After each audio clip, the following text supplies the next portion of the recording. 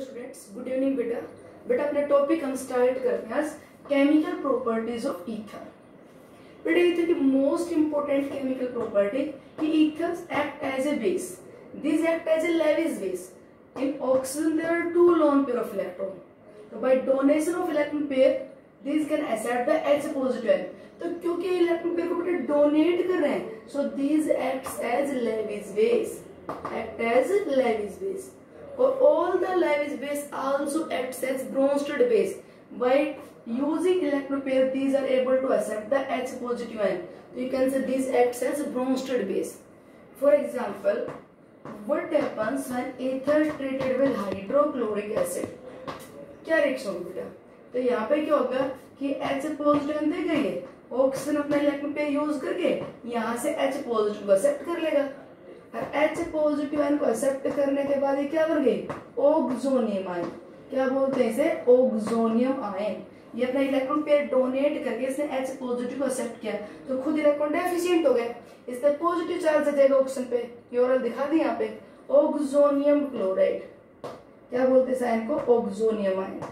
What happens when diethyl ether react with nitric acid? Diethyl ether, ethyl diethyl ether, ethoxyethane means react with nitric acid.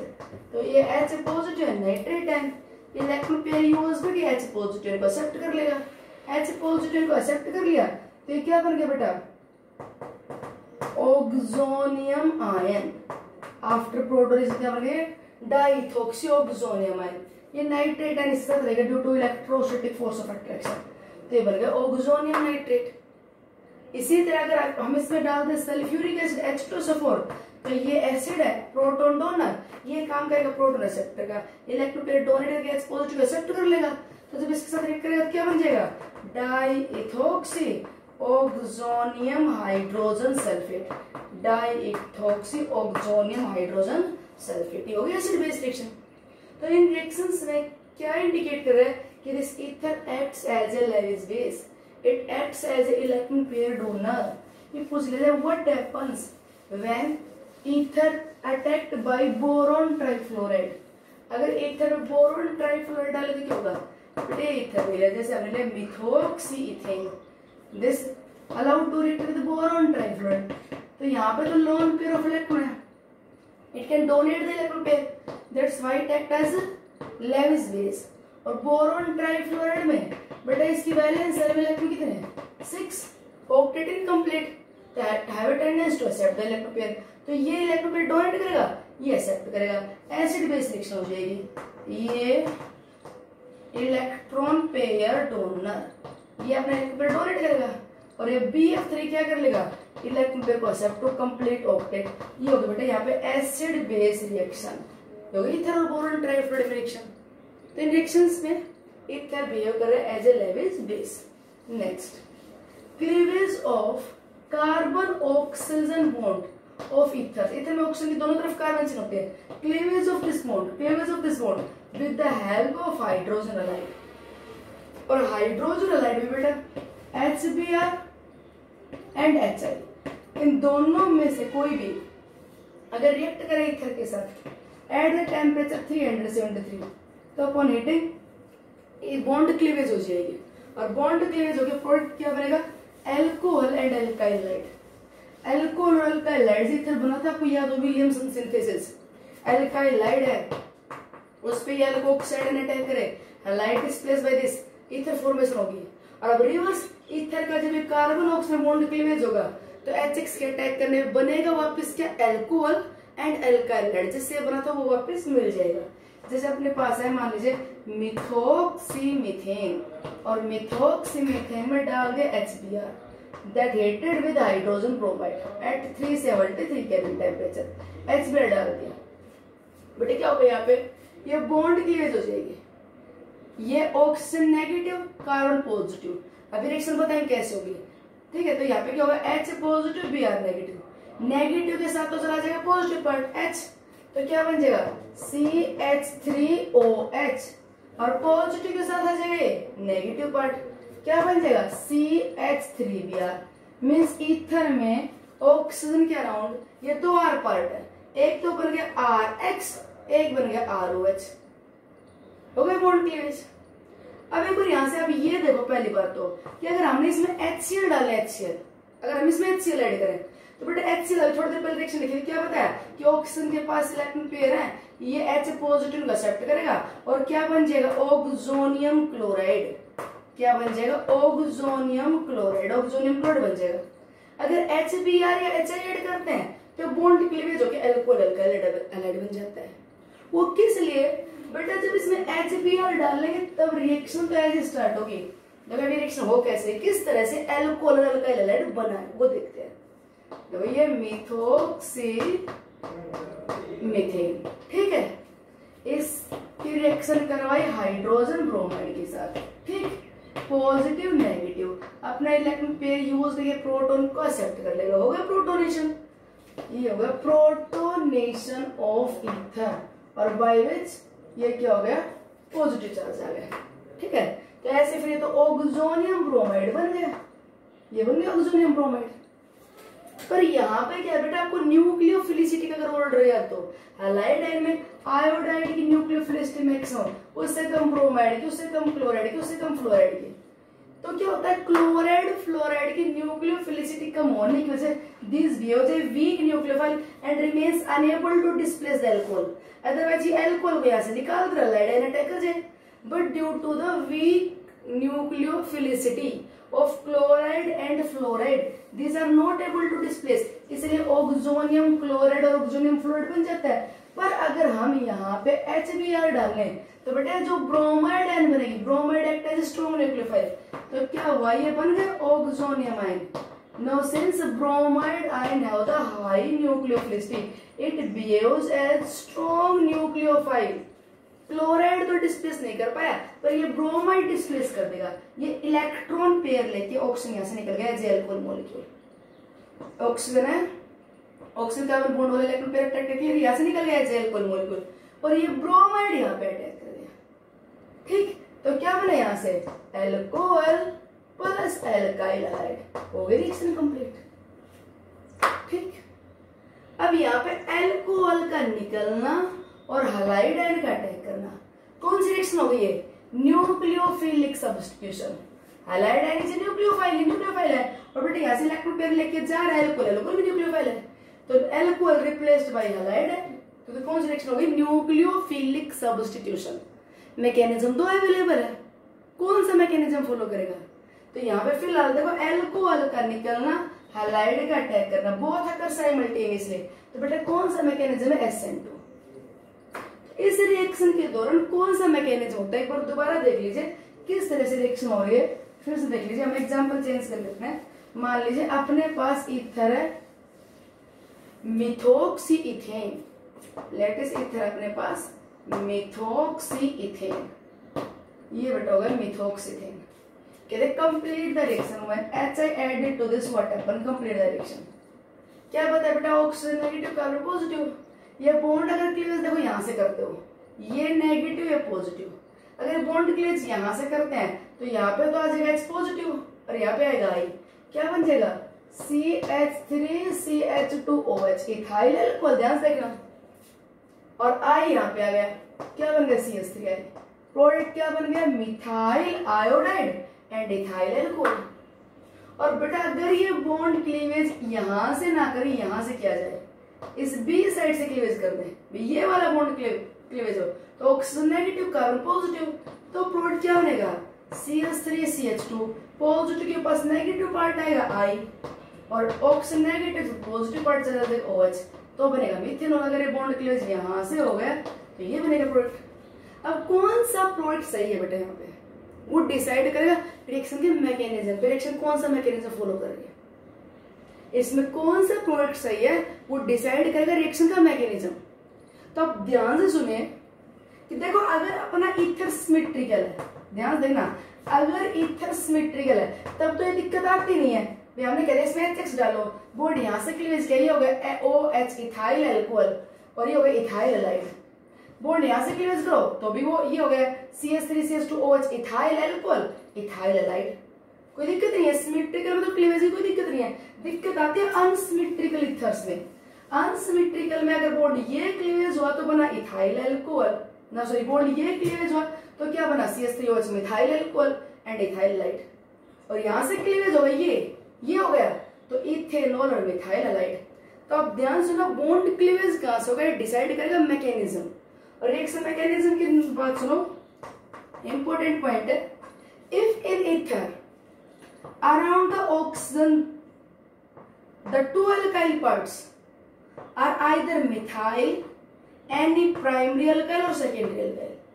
अगर बेटा ether में oxygen के दोनों तरफ जो alkyl part है, या कोई मिथाइल पार्ट हो या प्राइमरी अल्काइल हो सेकेंडरी अल्काइल हो, always reaction follows SN2 mechanism. SN2 mechanism follow करेगा SN2, और SN2 फॉलो करेगा तो हाइलाइड आयन वहां अटैक करेगा जहां पे लेस स्टीरिक इंट्रेंस हो।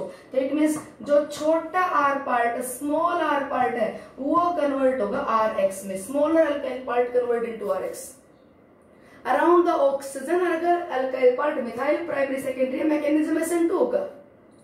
और बेटा अगर around the oxygen alkyl part any of this is tertiary benzyl, ध्यान सुनना, अगर बेटा ट्रसरिया बेंजाइल है तो मैकेनिज्म SN1 होगा। और अब यहाँ पे कार्बोकेटाइन का बनना रिडिटरमिनिंग स्टेप होगा। तो कार्बोकेटाइन वो बनेगी जो क्या हो मोर स्टेबल, तो ट्रसरी कार्बोकेटाइन बनेगी, बेंजाइल कार्बोकेटाइन बनेगी, और हाइलाइड फिर यहाँ पे अटैक है तो ट्रसरी अल्काइल या बेंजाइल हाइलाइड बनेगा। अगर अपने पास around the oxygen alkyl part methyl primary secondary है हमेशा SN2, अगर अल्काइल पार्ट ट्रसरी या बेंजाइल है तो SN1, ये बात याद रखना, ठीक है। रूल एक और भी है कि अगर एनहाइड्रस कंडीशन है तो ईथर में हमेशा मैकेनिज्म SN2 होता है। अगर एनहाइड्रस कंडीशन दे रखी हो तो पर एनहाइड्रस वाली एप्लीकेशन आपको मिलेगी नहीं। बाकी ये भी याद रखना कि अल्काइल पार्ट कैसा भी हो, अगर एनहाइड्रस लिख दे यहाँ पे एनहाइड्रस तो हमेशा मैकेनिज्म SN2 होगा। तो इट मींस अल्कोहल का निकलना हाइलाइड का अटैक करना एक साथ होगा। तो हाइलाइड वहां अटैक करेगा जहां पर स्टीरिक इंडेक्स कम हो, तो छोटा अल्काइल पार्ट जहां पर स्टीरिक इंडेक्स कम हो वो कन्वर्ट होगा RX में। पर ये वाली एप्लीकेशन मिलेगी नहीं आपको, एप्लीकेशन ये मिलेगी, ठीक है, एनहाइड्रस वाली मिलेगी नहीं। ये दो मेन है, ये याद रख लेना कि around the oxygen if alkyl part is methyl primary secondary SN2 और ट्रसरी अल्काइल है बेंजाइल है तो SN1। देखो अब यहाँ पे around the oxygen alkyl part है मिथाइल और इथाइल प्राइमरी, तो मैकेनिज्म कौन सा फॉलो करेगा, ये SN2, और SN2 फॉलो करेगा तो smaller alkyl part convert into alkyl halide. तो स्मॉलर ये है तो बॉन्ड क्लीवेज यहां से होगी और ये कन्वर्ट होगा अल्काइल हाइलाइड में मिथाइल हाइलाइड इथाइल अल्कोहल, ये प्रोडक्ट बनेगा। ना कि ये गलत है, ये गलत है। रिएक्शन का मैकेनिज्म लिख के एक्सप्लेन कर दो। देखो ये है ईथर, मिथोक्सी इथेन ईथर है, इसमें क्या डाल रहे हैं HI डाल दिया जी, पॉजिटिव नेगेटिव, ऑक्सीजन अपना electron pair use to get positive accept कर लेगा, since ether act as a base तो it undergo the protonation, proton accept कर लेगा। कर लो जी, ये मैकेनिज्म लिखना आना चाहिए आपने, आता भी पेपर में, give the mechanism of this reaction. ये बन गया प्रोटोनेटेड ईथर, ये स्टेप फर्स्ट। ईथर पे जब भी आप HX डालोगे क्या होगा, प्रोटोनेशन। अगर क्लोराइड होता तो क्लोराइड इसको डिस्प्लेस नहीं कर पाता, बस ऐसे रहता था ऑक्सोनियम क्लोराइड, ये रह जाता। पर अगर ब्रोमाइड है, आयोडाइड है तो these are strong nucleophile, these are able to displace the alcohol, तो बन गई ये। अब स्टेप सेकंड देखो, ये बन गई अपना प्रोटोनेटेड ईथर, ठीक है। इस प्रोटोनेटेड ईथर पे कौन अटैक करेगा, हाइलाइड आयन। अब देखो दो रास्ते इसके अटैक करने के, इस अल्कोहल का ये ऑक्सीजन इलेक्ट्रॉन पेयर लेके यहां से निकल जाए, ये ऑक्सीजन यहां से इलेक्ट्रॉन पेयर लेके निकल जाए और ये हाइलाइड आयन यहाँ पे अटैक कर जाए। एक तो ये SN2 मैकेनिज्म, ये अल्कोहल का इलेक्ट्रॉन पेयर लेके निकलना और हाइलाइड आयन का अटैक करना। दूसरे क्या हो सकता है, एक बार कंप्लीट कर दे। अगर ऐसा होता अल्काइल हाइलाइड यहाँ पे अटैक कर गया, क्या बन गया CH3I और प्लस में ये इलेक्ट्रॉन पेयर लेके निकल गया, क्या बन गया इथाइल अल्कोहल CH3CH2OH, ये बन गया इथाइल अल्कोहल। ये इलेक्ट्रॉन पेयर लेके चला जाएगा और ये हाइलाइड यहाँ पे अटैक कर जाएगा, हो गया। दूसरे क्या हो सकता है, देखो दूसरा बेटा ये हो सकता है कि ये इलेक्ट्रॉन पेयर लेके निकल जाए, कौन ये इलेक्ट्रॉन पेयर लेके निकल जाए मिथेनॉल और हाइलाइड आयन आयोडाइड आयन यहाँ पे अटैक कर जाए। अब बताओ हैलाइड आयन का अलग से देख लो, आयोडाइड आयन का अटैक मिथाइल पार्ट पे जी इथाइल पे, एक तो ये मिथाइल है, यहाँ पे हैलाइड आयन आसानी से अटैक करेगा, या बेटा एक ही अपने पास इथाइल पार्ट है, बोलो यहाँ पे हैलाइड इजीली अटैक करेगा। यहाँ पे क्या होगी, मोर स्टीरिक हिंड्रेंस। तो आप याद रखना जब भी ऑक्सीजन के दोनों तरफ alkyl part methyl ethyl propyl primary secondary तक हो, मैकेनिज्म SN2 होगा और SN2 होगा तो हैलाइड आयन उस जगह अटैक करेगा जहां पे स्टीरिक हिंड्रेंस कम हो। तो बेटा ये अटैक ऐसा होगा कि ये इलेक्ट्रॉन पेयर लेके निकलेगा, ये अल्कोहल इलेक्ट्रॉन पेयर लेके निकलेगा, ये इलेक्ट्रॉन पेयर लेके ऐसे निकलेगा और हैलाइड आयन इस जगह पे इजीली अटैक कर देगी मिथाइल पार्ट पे स्टीरिक हिंड्रेंस कम होगी। तो ईथर में smaller alkyl part change into RX और बड़े वाला रह गया अल्कोहल। ऐसा तब होगा एक्लिवेट जब अराउंड ऑक्सीजन बार बार बोल रहे अल्काइल पार्ट मिथाइल प्राइमरी या सेकेंडरी हो। और देखो isopropyl ethyl ether attacked by HBr, isopropyl ethyl ether attacked by HBr complete direction. ये देखिए आइसोप्रोपाइल इथाइल ईथर, ठीक है बेटा। यहाँ पे भी क्या दे दिया HBr कंप्लीट डायरेक्शन। एक बेटे यहाँ पे भी दे दे HBr, पर यहाँ पे या तो 2 मोल HBr लिख दे या फिर एक्सेस कर दे कंप्लीट डायरेक्शन। पहले तो वो देखो, पहले प्रोटोनेशन होगा, एल्काइल पार्ट क्या है प्राइमरी, जिस कार्बन ऑक्सीजन के साथ लगा हो दो कार्बन कैसा है सेकेंडरी। और जब तक प्राइमरी सेकेंडरी हो मैकेनिज्म कौन सा होता है SN2 smaller alkyl part change into RX। तो बेटा ये क्या बनेगा इथाइल ब्रोमाइड C2H5Br और बड़े वाला पार्ट क्या बन जाएगा आइसोप्रोपाइल अल्कोहल। ये होगा, यहाँ पे प्रोटोनेशन होके पॉजिटिव चार्ज आएगा, इलेक्ट्रॉन पेयर लेके ये निकल जाएगा और ब्रोमाइड यहाँ पे अटैक कर जाएगा। अगर ऐसा करें कि ये इलेक्ट्रॉन पेयर लेके निकले ब्रोमाइड यहाँ अटैक करते स्टीरिक हिंड्रेंस ज्यादा होगी, इसलिए बोलते हैं छोटा पार्ट जहाँ पे स्टीरिक हिंड्रेंस कम हो वो कन्वर्ट हुआ RX में। ओके, अगर बेटा HBr 2 मोल है HBr एक्सेस लिख दे तो क्या होगा, देखो पहले HBr के अटैक करने पे बन गया अल्कोहल। अब बेटा यहाँ पे जो अल्कोहल बना this alcohol further react with HBr, ये HBr के साथ फिर रिएक्ट कर जाएगा, H2 वाटर निकल जाएगा और ये आइसोप्रोपाइल ब्रोमाइड ये R पार्ट भी क्या बन जाएगा RX। Alcohol react with HX, alcohol का पहले क्या होगा प्रोटोनेशन, वाटर मॉलिक्यूल निकल जाएगा, हैलाइड आयन अटैक कर जाएगा। तो अगर HBr एक्सेस में है, अगर HBr एक्सेस में है तो बेटा C2 दोनों RX, ये वाला पार्ट भी RX और ये वाला पार्ट भी RX, CH3CH3X। अब तो मैकेनिज्म SN2 SN1 अगर ना पता चले तो भी गलती नहीं होगी, अगर एक्सेस है तो ये पार्ट भी RX ये पार्ट भी RX। हाँ ये कहते give the mechanism of reaction, इस वाले पार्ट के लिए कहते गिव द मैकेनिज्म। अब मैकेनिज्म लिखो, तो पहले ये बनेगा फिर HBr एक्सेस में तो अल्कोहल पे फिर HBr अटैक करेगा फिर ये बच जाएगा। देख लीजिए एक बार, give the mechanism of reaction. देखो क्या अपने पास isopropyl ethyl ether, isopropyl ethyl ether क्या डाल दे इस पे HBr, ठीक है जी। पॉजिटिव नेगेटिव ऑक्सीजन में क्या हो जाएगा प्रोटोनेशन, जब भी इथर पे H डालोगे क्या हो जाएगा इथर का प्रोटोनेशन फर्स्ट स्टेप। और इथर अपना इलेक्ट्रॉन पेयर यूज करके प्रोटॉन को क्या कर लेगा एक्सेप्ट, ठीक है जी। हो गया इतना काम, ये बना प्रोटोनेटेड 3 स्टेप फर्स्ट कंप्लीट। अब आ जाओ स्टेप सेकंड पे। अब इसके पास अपने पास हैलाइड आयन है, ये प्रोटोनेटेड ईथर और अपने पास क्या है बेटा हैलाइड आयन। अब देखो दो तरह के मैकेनिज्म पॉसिबल है, एक तो इलेक्ट्रॉन पेयर लेके निकल जाए कार्बोकेटाइन बने फिर हैलाइड अटैक करे वो तो SN1, और एक इसका इलेक्ट्रॉन पेयर लेके निकलना और हैलाइड आयन का अटैक करना, बोथ अकर साइमल्टेनियसली। तो बेटा यहाँ पे ये वाला होगा, ये ध्यान रखना जब भी ऑक्सीजन के दोनों तरफ एल्काइल पार्ट आपका प्राइमरी हो सेकेंडरी हो तब तक मैकेनिज्म SN2 रहेगा।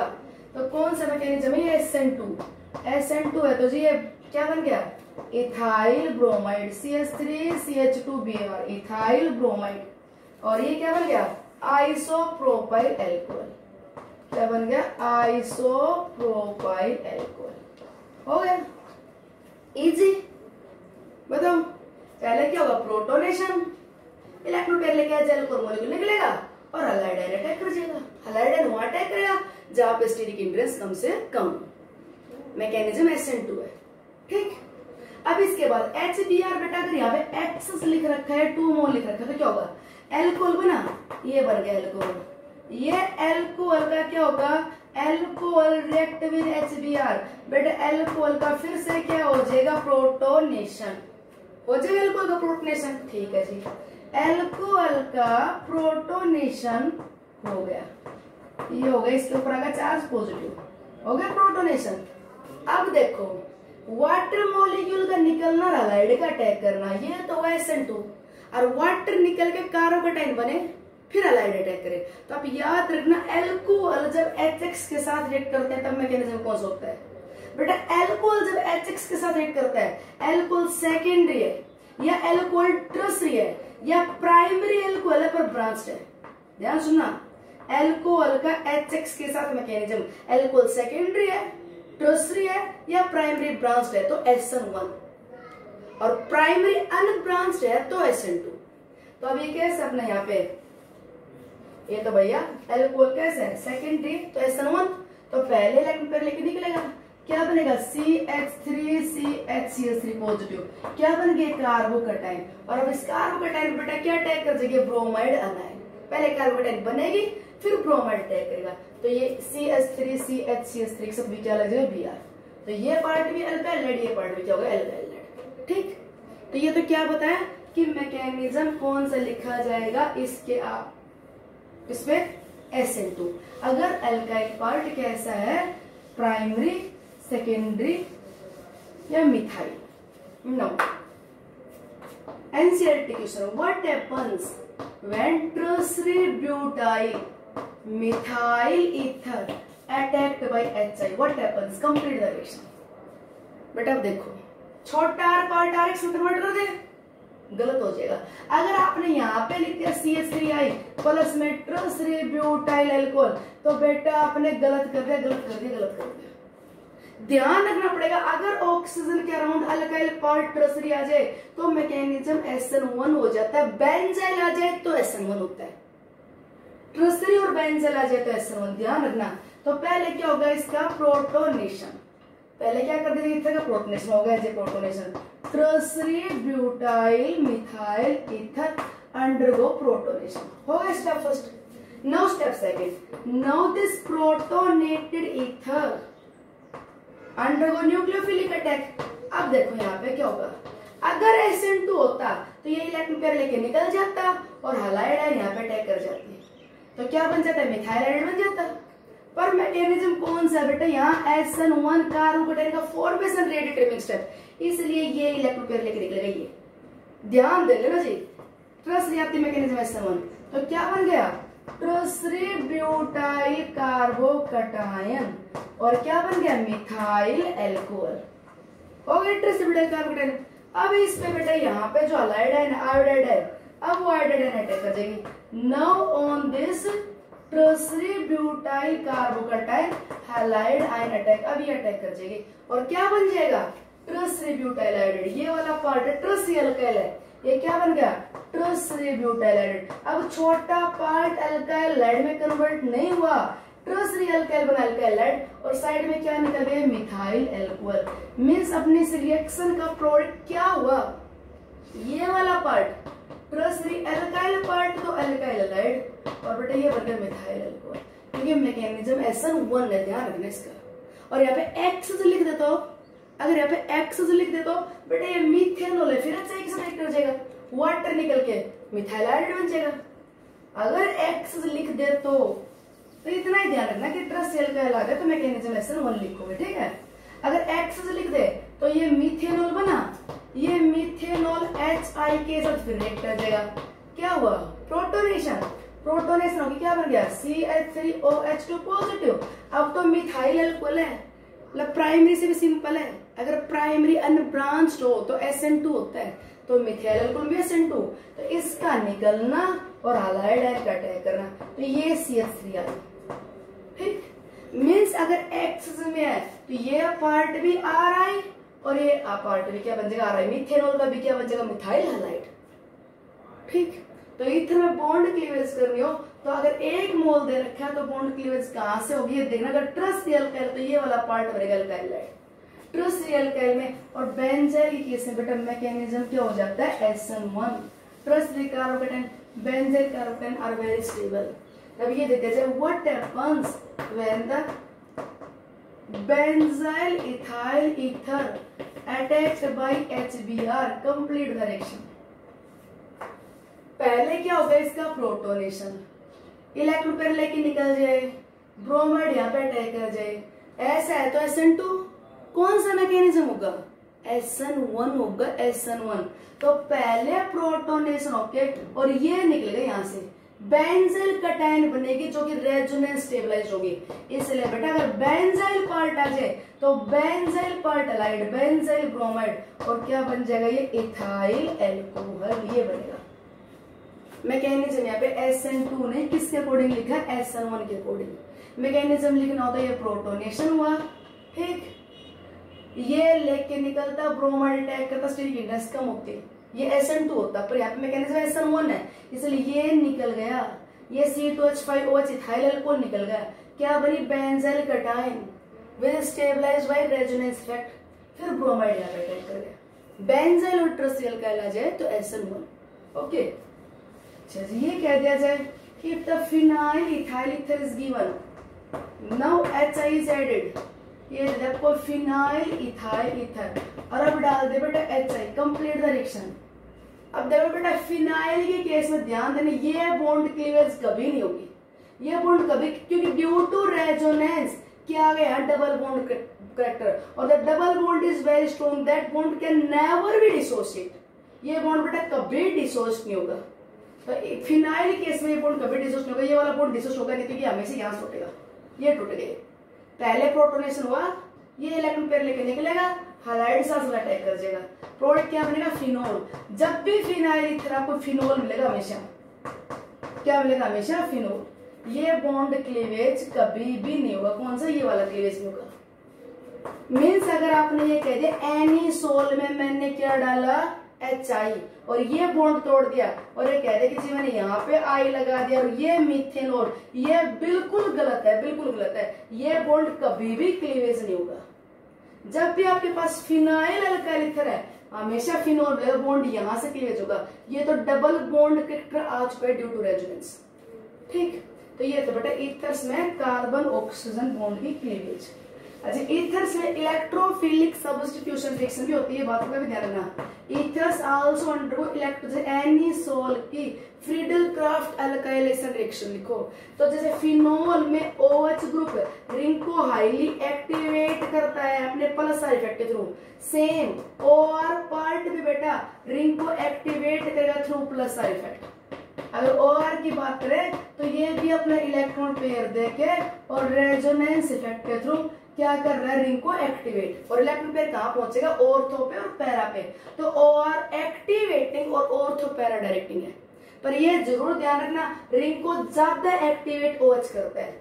ये OH में बेटा ऑक्सीजन है ना, वो इलेक्ट्रॉन पेयर देने के बाद जब डेफिशिएंट होगा तो वो अपने आप को स्टेबलाइज कर लेगा, कैसे, by loss of H positive. ये अपने आप को स्टेबलाइज कर लेगा इलेक्ट्रॉन पेयर लेके H पॉजिटिव रिलीज करके। ये अपने आप को मिथाइल कैटायन देके स्टेबलाइज नहीं कर पाएगा, मिथाइल कैटायन नहीं निकल पाएगी आसानी से। तो OH भी रिंग को एक्टिवेट करता है प्लस आर के थ्रू, OR भी रिंग को एक्टिवेट करता है प्लस आर के थ्रू।